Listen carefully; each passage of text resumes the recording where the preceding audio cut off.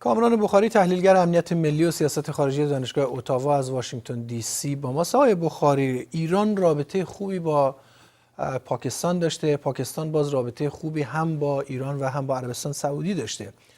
آیا رقابتی که بین عربستان سعودی و ایران در منطقه در جریان هست داره به رابطه اونها به پاکستان کشیده میشه؟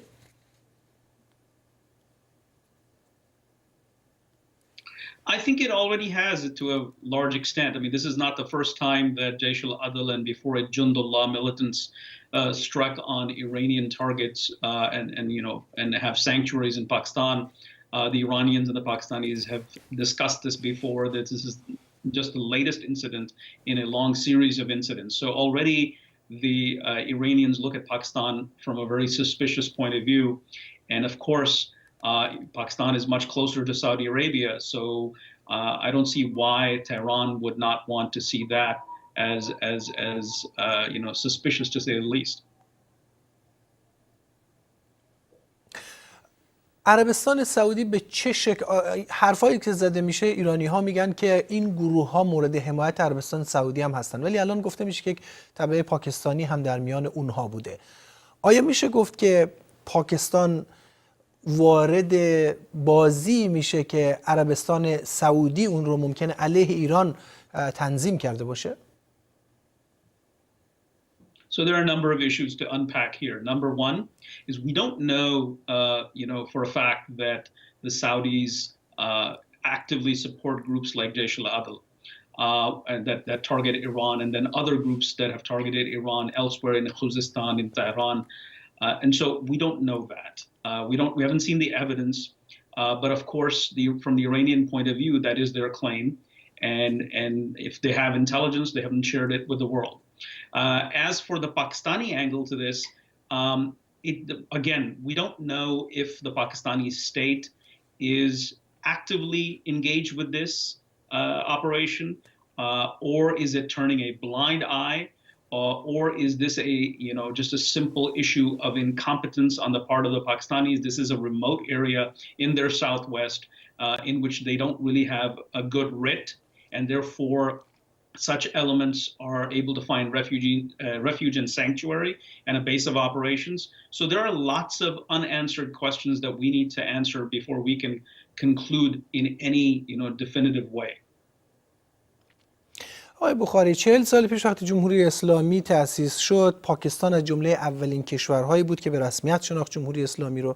حافظ منافع ایران در آمریکا هم دولت پاکستان هست. رابطه این کشورها خیلی خوب بوده، ولی در پاکستان یک دوگانگی بوده، یک اختلاف بوده بین دولت و بین ارتش.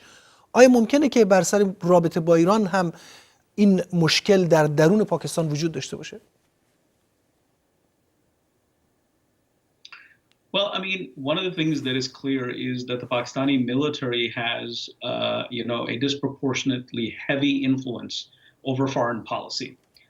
Civilian governments can only go so far in shaping foreign policy. Foreign policy has been the arena of the military, which isn't very different from, in Iran, where the Islamic Revolutionary Guards Corps, have a greater input in foreign policy and national security matters than other institutions.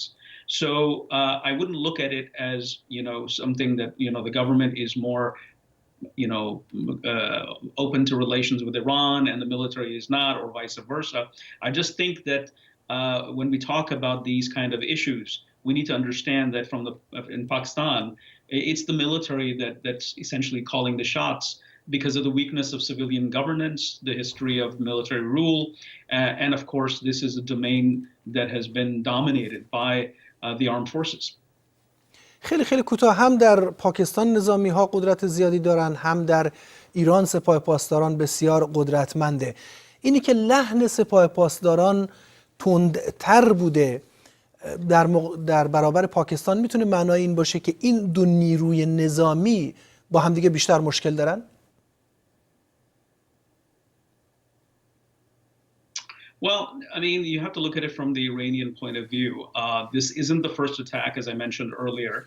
Second of all, it comes at a time when Iran is under excruciatingly, painful pressure from the United States. The JCPOA, i.e., the nuclear deal, has been, nixed by the Trump administration, and Iran's fortunes are on the decline. Iran is also facing a lot of pressure from Israel in Syria with the airstrikes on Iranian facilities.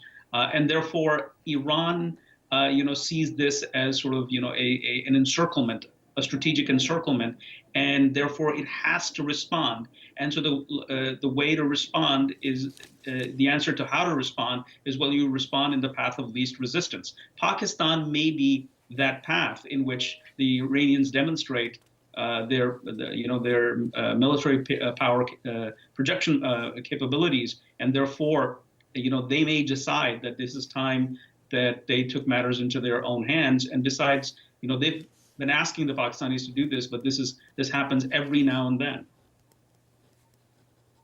سپاسگزارم از کامران بخاری، تحلیلگر امنیت ملی و سیاست خارجی دانشگاه اتاوا از واشنگتن دی سی.